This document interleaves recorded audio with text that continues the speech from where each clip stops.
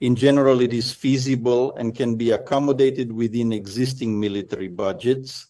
To put it differently, the likelihood of Putin being halted solely based on the alteration of certain political figures is improbable and not expected to happen.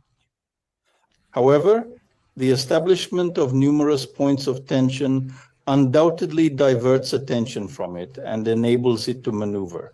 And he will create these stress points. Naturally, I would like to mention that Putin is, so to speak, cunning, that he is implicated in all points of tension across the globe. However, that is not accurate.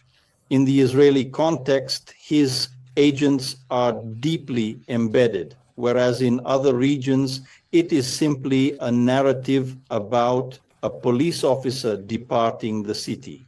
Here, the police officer instead asserts claims to the American political class, which has been unsuccessful in comprehending, at least for now, or even in comprehensively explaining to its society that the existing global order aligns with the interests of American society, including potentially to a significant degree. It is important to recognize that America, as a policing entity, receives compensation for its efforts.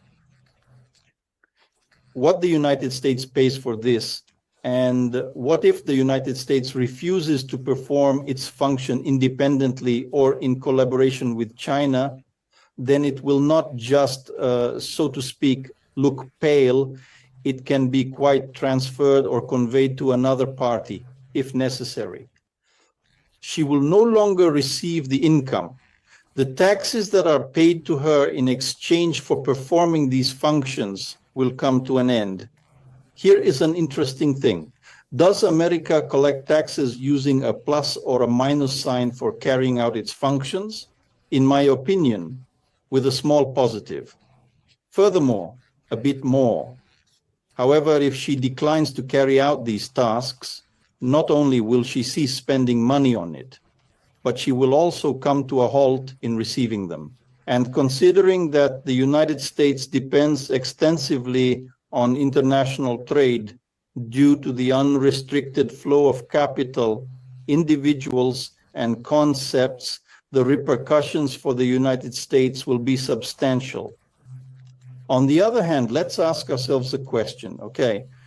For America, it is a substantial loss, but for the rest of the world, and here we can confidently say that globalization, which today's world order has allowed to unfold in a significant manner, globalization, which is actually supported by this very world order and is an indispensable part of it, has had a profound impact on the global stage.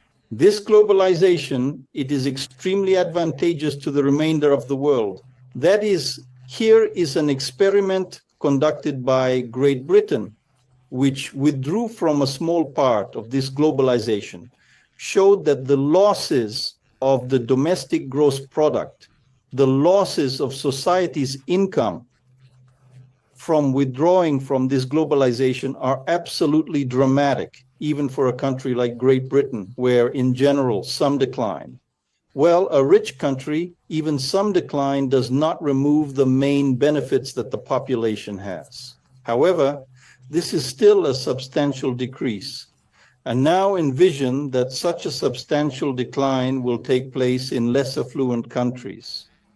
In general, it will reach the most urgent basic needs, generally speaking.